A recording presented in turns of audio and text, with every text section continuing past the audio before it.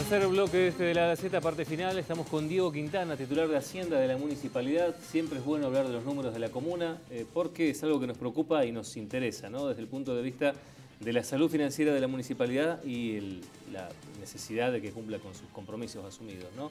Quintana, bienvenido, buenas noches. Buenas noches, Mario, muy amable por la invitación. Bueno, Quintana, a ver, vamos por... Hay varias cositas en la carpeta para empezar a debatir, para empezar a charlar. Una de ellas es que finalmente se ha completado el abanico, o sea, el recorrido de lo que ha sido el cumplimiento del pago anual, que de alguna manera marca uno de los momentos de mayor nivel de ingresos, de mayor nivel de posibilidades para actuar financieramente de parte de la comuna, ¿no?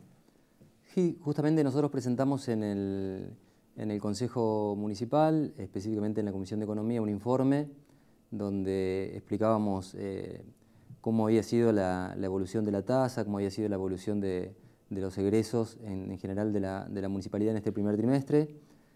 Convenimos hacerlo con este corte trimestral a los efectos de poder especificar cuáles son los grandes bloques de abordaje sobre los que versa la actividad municipal. Uno de ellos, como bien vos decís, es la tasa de servicio municipal, porque es dentro de los tributos que están establecidos por la ordenanza tarifaria, es aquel tributo universal o que tiene una universalidad relevante porque abarca a todas las parcelas o los lotes que catastralmente estén dados de altas en la municipalidad, entonces lo hace universal. El resto de los tributos son eventuales y están sujetos a que eventualmente se produzca el hecho imponible para que esté grabado. Pero en esta tasa de servicio, que es sobre la tasa que más presencia se tiene por parte de la opinión pública, porque es trascendente que al principio de cada ejercicio económico se establezca algún tipo de incentivo fiscal en cuanto a un beneficio, ha tenido una evolución importante, significativa. Si bien ha sido tema de controversia y mi última visita aquí en esta mesa ha tenido también como punto principal de debate la tasa de servicio, en esa oportunidad hablábamos de la tarifaria, ha tenido un incremento importante en relación a la recaudación del año 2017. Esto ha tenido por explicación parte de lo que hablábamos el año pasado en diciembre relacionado con la evaluación fiscal. En esa época teníamos la intriga o la incertidumbre sobre cómo iba a determinar Catastro de la provincia la evaluación fiscal de los inmuebles. Eso ha aparejado un incremento significativo, por lo cual desde el Ejecutivo Municipal decidimos dejar los dos elementos de la tasa constantes a los efectos de no trasladar a los vecinos ningún incremento adicional al que eventualmente produzca la evaluación fiscal. Y así fue que, si bien significativamente han aumentado las tasas para todos los inmuebles, los contribuyentes han respondido satisfactoriamente para nosotros este incentivo fiscal, que es una herramienta importante, porque para el cumplidor o el contribuyente que ha tenido un buen desempeño con la tasa del año pasado, nosotros establecimos para este año, para este ejercicio fiscal, un 20% de descuento. Eso ha hecho que la recaudación para estos 3 primeros meses haya sido de 92 millones de pesos. En relación al año anterior, eso fue 55 millones de pesos. Este incremento se explica en parte por el aumento que tuvo por la evaluación fiscal y en parte porque han existido más contribuyentes que se adhirieron al uso de la herramienta con el beneficio. También es cierto que hemos hecho un esfuerzo importante en contar con herramientas digitales de fiscalización. Este año incorporamos el domicilio fiscal electrónico, a los efectos de que nos permita tener un contacto más fluido con el contribuyente y poder ser más ágiles en materia de recaudación. Nada que no suceda en otras jurisdicciones como es provincia o en AFIP, donde todo funciona en la plataforma digital. Y ahora digamos, este grueso de recaudación que se genera con esta situación, ¿qué tanta gimnasia o qué tantas posibilidades permite? Porque inmediatamente uno se le viene a la mente las necesidades en las que ha tenido que incurrir el municipio recientemente, tanto sea en la tramitación de ATNs como también en giros al descubierto bancario, ¿no?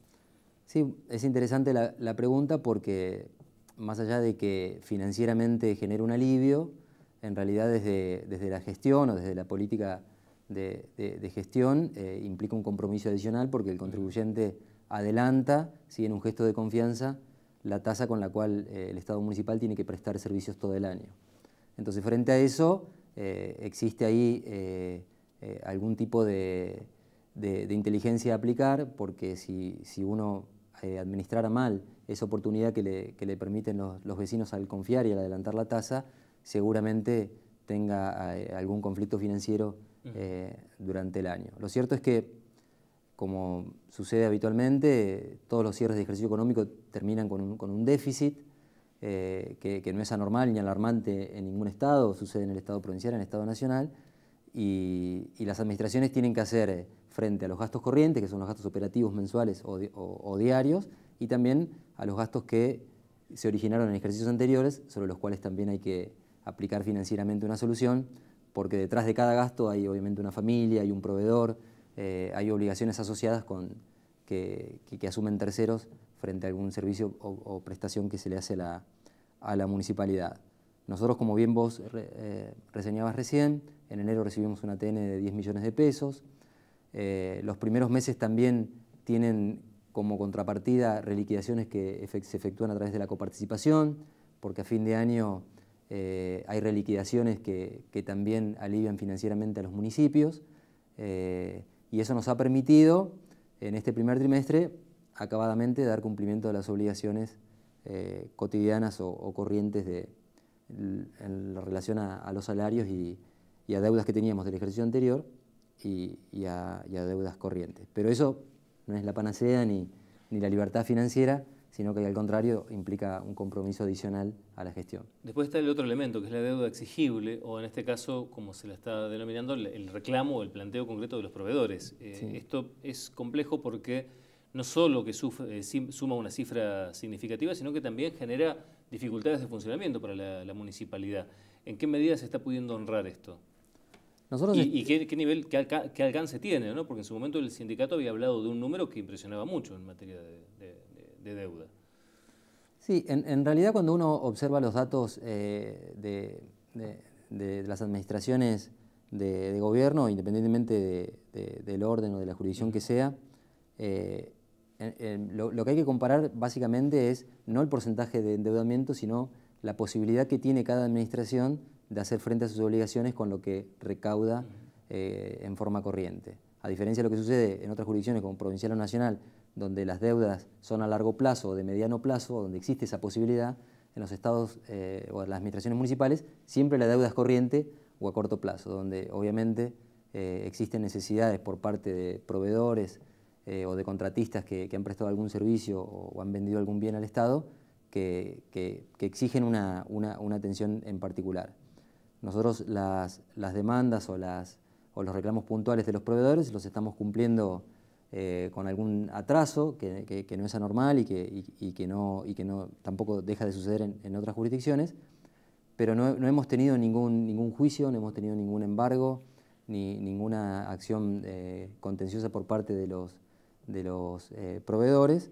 Al contrario, se han allanado a las posibilidades o los planes de financiamiento que les hemos ofrecido, críticamente en algunos casos puntuales como era el alquiler de camiones o horas de máquina, que ahí teníamos un atraso serio, y también tiene que ver con el tipo de proveedor que se trata, ¿no? Donde son en general cuentapropistas que gente que con su propio camión o máquina presta el servicio, y ahí hay más apuro porque no es una empresa grande. Claro, bueno, pero había algunas cuestiones coyunturales que eran llamativas cuando se las describía, como por ejemplo cuando se describía que el municipio no podía, no sé, alambrar determinados predios porque no lograba que los proveedores de ese tipo de materiales se los cedieran al municipio sin el pago previo porque había deudas preexistentes. Digo, ¿este nivel de realidad es actual también?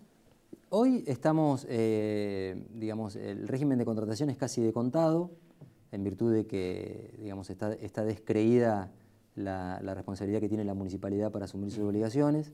Entonces hemos reconstruido la relación con los proveedores en relación a lo anterior o a los ejercicios anteriores, y para lo actual o para lo nuevo o lo corriente estamos comprando casi de contado. Que eso en la administración, si bien uno lo puede tomar como una mala nota, en realidad desde lo financiero es muchísimo más sano, porque nos permite contar con un mejor precio, porque en la compulsa de precios al contado los proveedores siempre hacen un esfuerzo adicional para ser el elegido, y nos permite a la municipalidad asumir las obligaciones que efectivamente podemos cumplir, porque a veces cuando existe esa posibilidad de diferir el pago, las administraciones caen en la tentación de sobregirar de sus posibilidades, y a veces eso trae consecuencias que son inesperadas para los proveedores. Está desarrollando digamos, gimnasias financieras el municipio que pueda llegar a generar algún tipo de suspicacias o dudas? Se lo pregunto porque se había mencionado mucho que no se suele dar o no se estaría dando con qué pasó con el Fondo Sojero, por ejemplo, que es una de las cosas que circula en el último tiempo en los pasillos de la comuna y periodísticamente se lo ha mencionado. ¿Esto es así?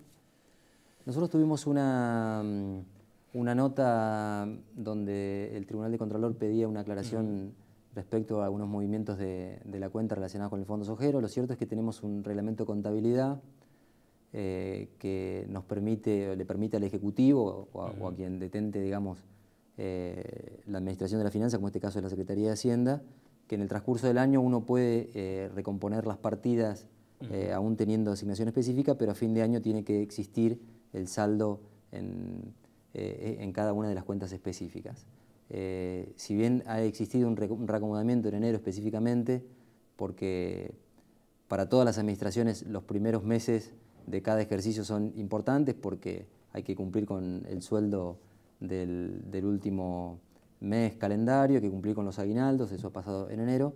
Existe y ha existido habitualmente la práctica de cubrir con las obligaciones que corrientemente tienen una exigencia primordial, como es los salarios de los trabajadores, para después, en la recomposición que existe con las demás reliquidaciones que hablábamos y también con los adelantos que hacen los contribuyentes con la tasa de servicio, ir reconstituyendo esas cuentas o saldos para que después en el año efectivamente esos fondos específicos tengan la finalidad que tenían como origen. ¿Y ahora estos movimientos para qué se dan? ¿Se dan para gastos corrientes ante alguna coyuntura que tenga la municipalidad o se dan para generar intereses con otro tipo de depósitos, plazos fijos y demás?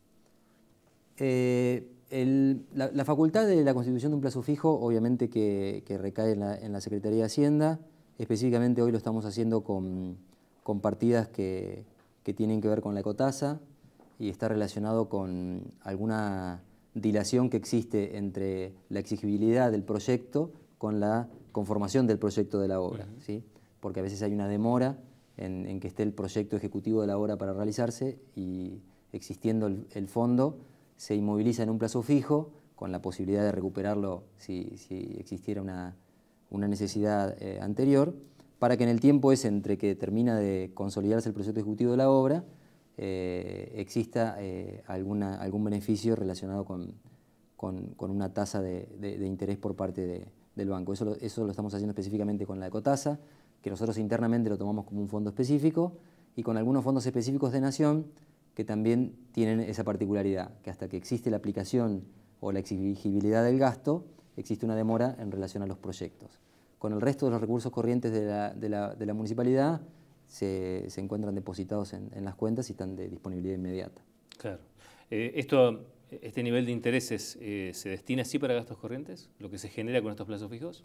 En realidad se retroalimenta de la misma cuenta que tiene como origen. Digamos. En el caso de la ecotasa, los ingresos que provienen de esta renta financiera incrementarían el saldo de la ecotasa. Quintana, gracias por haber aceptado la invitación. Gracias a ustedes por invitarnos. Es sano para nosotros transmitir los números de la municipalidad y también transmitir las inquietudes que tiene cualquier administración. En la municipalidad siempre sucede que existe una inmediatez con el problema y la necesidad a veces de su resolución. También exige cierta atención por parte de los contribuyentes. Para nosotros es importante esta transparencia. Tanto los movimientos de los ejecutados de los egresos como de los ingresos se publican en la página web de la municipalidad como del Consejo y tienen casi acceso público, lo que no nos permite decir una cosa por otra y también nos exige una responsabilidad adicional que quizás no todas las administraciones municipales lo tengan y es sano para nosotros poder decir las cosas que suceden todos los días. Gracias. Gracias a vos, María. Así llegamos al final de esta edición de la A a la Z, a descansar que es tarde y a abrigarse, que ahora sí, el frío llegó. Nos encontramos el próximo miércoles. Gracias.